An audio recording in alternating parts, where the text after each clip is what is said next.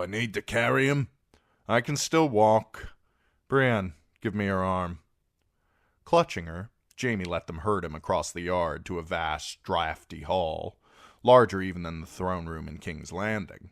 Huge hearths lined the walls, one every 10 feet or so, more than he could count, but no fires had been lit, so the chill between the walls went bone deep.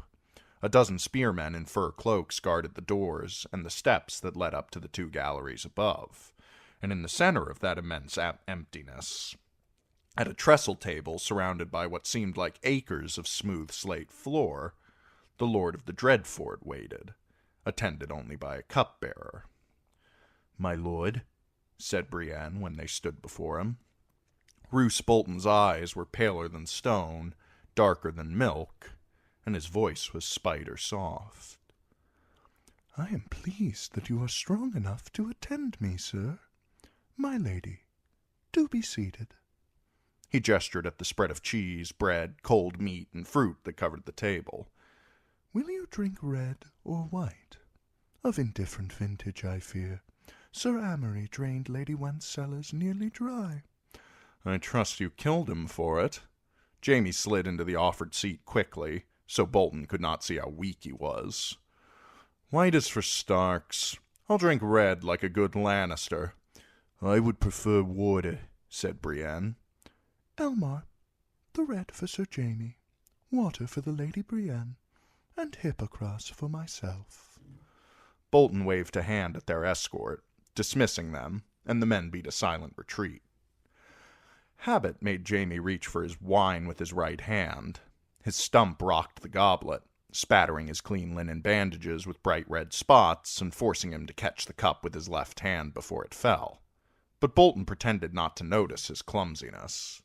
The Northman helped himself to a prune and ate it with small, sharp bites. "Do try these, Sir Jamie. They are most sweet, and help move the bowels as well. Lord Vargo took them from an inn before he burnt it."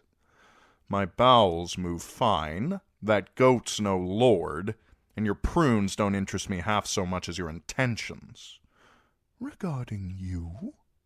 A faint smile touched Roose Bolton's lips. "You are a perilous prize, sir. You sow dissension wherever you go, even here, in my happy house of Harrenhal." His voice was a whisker above a whisper. "And in Riverrun as well, it seems. Do you know, Edmure Tully has offered 1,000 golden dragons for your recapture." "Is that all?" "My sister will pay 10 times as much." "Will she?" That smile again, there for an instant, gone as quick. 10,000 dragons is a formidable sum. Of course, there is Lord Carstark's offer to consider as well. He promises the hand of his daughter to the man who brings him your head." "Leave it to your goat to get it backward," said Jamie. Bolton gave a soft chuckle. "Harrion Carstark was captive here when we took the castle. Did you know? I gave him all the Carhold men still with me, and sent him off with Glover. I do hope nothing ill befell him at Duskendale. Else Alice Carstark would be all that remains of Lord Rickard's progeny." He chose another prune. "Fortunately for you, I have no need of a wife. I wed the Lady Walda Frey whilst I was at the Twins." "Fair Walda?" Awkwardly, Jamie tried to hold the bread with his stump while tearing it with his left hand. "Fat Walda. My Lord of Frey offered me my bride's weight in silver for a dowry, so I chose accordingly. Elmar, break off some bread for Sir Jamie." The boy tore a fist-sized chunk off one end of the loaf and handed it to Jamie. Brienne tore her own bread. "Lord Bolton," she asked, "it is said you mean to give Harrenhal the Vargo hope." "That was his price," Lord Bolton said. "The Lannisters are not the only men who pay their debts. I must take my leave soon in any case. Edmure Tully is to wed the Lady Rosalind Frey at the Twins, and my king commands my attendance." "Edmure weds?" said Jamie. "Not Robb Stark?" "His Grace King Robb is wed." Bolton spit a prune pit into his hands and put it aside. To a westerling of the crag. I am told her name is Jane. No doubt you know her, sir. Her father is your father's bannerman. My father has a good many bannermen, and most of them have daughters. Jamie groped one-handed for his goblet, trying to recall this Jane. The Westerlings were an old house, with more pride than power. This cannot be true, Brienne said stubbornly. King Rob was sworn to wed a Frey. He would never break faith. His Grace is a boy of 16, said Roose Bolton mildly. And I would thank you not to question my word, my lady. Jamie felt almost sorry for Robb Stark. He won the war on the battlefield and lost it in a bedchamber, poor fool. How does Lord Walder relish dining on trout in place of wolf? He asked. Oh, trout makes for a tasty supper. Bolton lifted a pale finger toward his cupbearer. Though my poor Elmar is bereft, he was to wed Arya Stark, but my good father of Frey had no choice but to break the betrothal when King Rob betrayed him. Is there word of Arya Stark? Brienne leaned forward. Lady Catelyn had feared that... Is the girl still alive? Oh, yes, said the Lord of the Dreadfort. You have certain knowledge of that, my lord? Roose Bolton shrugged. Arya Stark was lost for a time. It was true, but now she has been found. I mean to see her return safely to the north. Her and her sister both, said Brienne. Tyrion Lannister has promised us both girls for his brother. That seemed to amuse the Lord of the Dreadfort. My lady, has no one told you? Lannisters lie. Is that a slight on the honor of my house? Jamie picked up the cheese knife with his good hand. A rounded point, and dull, he said, sliding his thumb along the edge of the blade. But it'll go through your eye all the same. Sweat beaded his brow. He could only hope he did not look as feeble as he felt. Lord Bolton's little smile paid another visit to his lips. You speak boldly for a man who needs help to break his bread. My guards are all around us, I remind you. All around us and half a league away. Jamie glanced down the vast length of the hall. By the time they reach us, you'll be as dead as Eris. 'Tis scarcely chivalrous to threaten your host over his own cheese and olives, the Lord of the Dreadfort scolded. In the north, we hold the laws of hospitality sacred still. I'm a captive here, not a guest. Your goat cut off my hand. If you think some prunes will make me overlook that, you're bloody well mistaken. That took Roose Bolton aback. Perhaps I am. Perhaps I ought to make a wedding gift of you to Edmure Tully, or strike your head off, as your sister did for Eddard Stark. I would not advise it. Casterly Rock has a long memory. 1,000 leagues of mountain, sea, and bog lie between my walls and your rock. Lannister enmity means little to Bolton. Lannister friendship could mean much. Jamie thought he knew the game they were playing now. But does the wench know as well? He dare not look to see. I am not certain you are the sort of friends a wise man would want. Roose Bolton beckoned to the boy. Elmar, carve our guests a slice off the roast. Brienne was served first, but made no move to eat. My lord, she said, Sir Jaime is to be exchanged for Lady Catelyn's daughters. You must free us to continue on our way. The raven that came from Riverrun told of an escape, not an exchange. And if you helped this captive slip his bonds, you are guilty of treason, my lady. The big wench rose to her feet. I serve at Lady Stark. And I the king in the north, or the king who lost the north, as some now call him, who never wished to trade Sir Jaime back to the Lannisters. Sit down and eat, Brienne, Jaime urged, as Elmar placed a slice of roast before him, dark and bloody. If Bolton meant to kill us, he wouldn't be wasting his precious prunes on us at such peril to his bowels. He stared at the meat and realized there was no way to cut it one-handed. I'm worth less than a girl now, he thought. The goats even the trade, though I doubt Lady Catelyn will thank him when Cersei returns her whelps in like condition. The thought made him grimace. I will get the blame for that as well, I'll wager.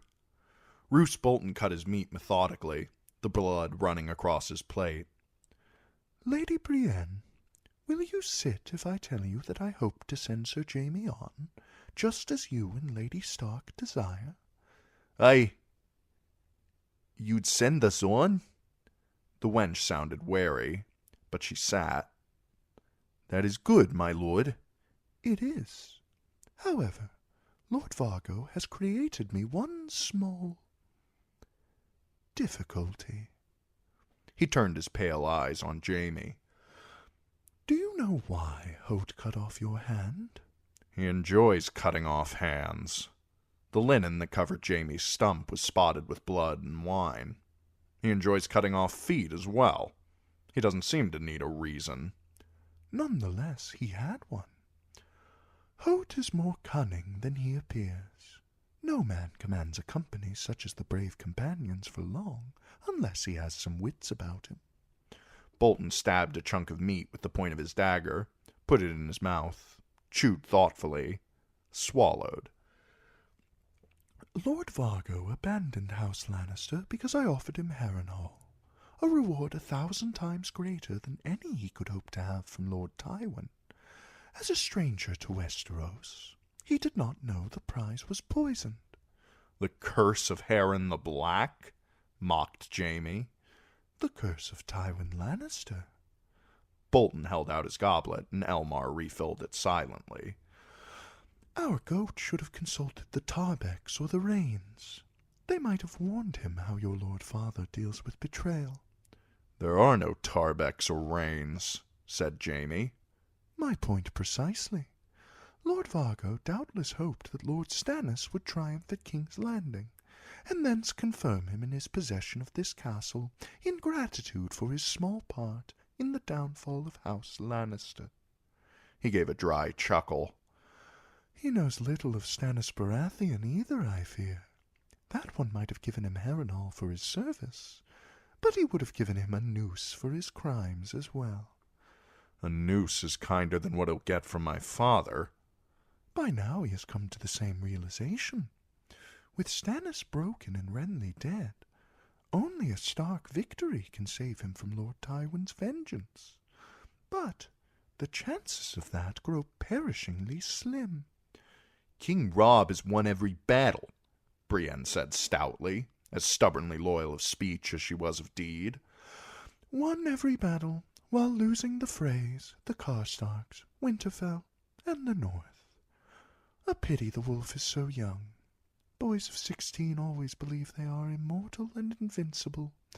An older man would bend the knee, I'd think.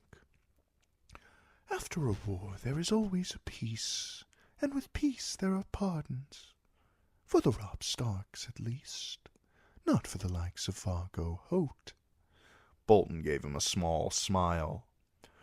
Both sides have made use of him, but neither will shed a tear at his passing. The brave companions did not fight in the Battle of the Blackwater, yet they died there all the same. You'll forgive me if I don't mourn? You have no pity for our wretched doomed goat? Ah, but the gods must. Else, why deliver you into his hands? Bolton chewed another chunk of meat. Carhold is smaller and meaner than Harrenhal, but it lies well beyond the reach of the lion's claws. Once wed to Alice Karstark, Hoat might be a lord in truth. If he could collect some gold from your father, so much the better. But he would have delivered you to Lord Rickard no matter how much Lord Tywin paid. His price would be the maid and safe refuge. But to sell you he must keep you, and the Riverlands are full of those who would gladly steal you away. Glover and Tallheart were broken at Duskendale, but remnants of their host are still abroad, with the mountains slaughtering the stragglers. 1,000 Karstarks prowl the lands south and east of River Run, hunting you. Elsewhere are dairymen, left lordless and lawless, packs of 4-footed wolves, and the Lightning Lord's outlaw bands. Dundarian would gladly hang you and the goat together from the same tree. The Lord of the Dreadfort sopped up some of the blood with a chunk of bread. Harrenhal was the only place Lord Vargo could hope to hold you safe. But here his brave companions are much outnumbered by my own men, and by Sir Aenys and the Freys. No doubt he feared I might return you to Sir Edmure at River Run, or worse, send you on to your father. By maiming you, he meant to remove your sword as a threat, gain himself a grisly token to send to your father, and diminish your value to me, for he is my man, as I am King Rob's man. Thus, his crime is mine, or may seem so in your father's eyes, and therein lies my small difficulty. He glanced at Jamie, his pale eyes unblinking, expectant, chill. I see. You want me to absolve you of blame? To tell my father that this stump is no work of yours? Jamie laughed. My lord, send me to Cersei, and I'll sing a song as sweet as you could want, of how gently you treated me. Any other answer, he knew, and Bolton would give him back to the goat. Had I a hand, I'd write it out, how I was maimed by the sellsword my own father brought to Westeros, and saved by the noble Lord Bolton. I will trust you to your word, sir. There's something I don't often hear. How soon might we be permitted to leave? And how do you mean to get me past all these wolves and brigands and Karstarks? You will leave when Qyburn says you are strong enough, with a strong escort of picked men under the command of my captain Walton. Steelshanks, he is called, a soldier of iron loyalty. Walton will see you safe and whole to King's Landing. Provided Lady Catelyn's daughters are delivered safe and whole as well, said the wench. My lord, your man's Walton's protection is welcome, but the girls are my charge. The Lord of the Dreadfort gave her an uninterested glance. The girls need not concern you any further, my lady. The Lady Sansa is the dwarf's wife. Only the gods can part them now. His wife? Brienne said, appalled. The imp? But he swore before the whole court, in sight of gods and men. She is such an innocent. Jamie was almost as surprised, if truth be told, but he hid it better. Sansa Stark. That ought to put a smile on Tyrion's face. He remembered how happy his brother had been with his little crofter's daughter. For a fortnight. What the imp did or did not swear scarcely matters now, said Lord Bolton.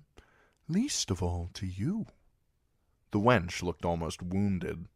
Perhaps she finally felt the steel jaws of the trap when Roose Bolton beckoned to his guards. Sir Jamie will continue on to King's Landing. I said nothing about you, I fear. It would be unconscionable of me to deprive Lord Vargo of both his prizes. The Lord of the Dreadfort reached out to pick another prune. Were I you, my lady, I should worry less about Starks and rather more about Sapphire.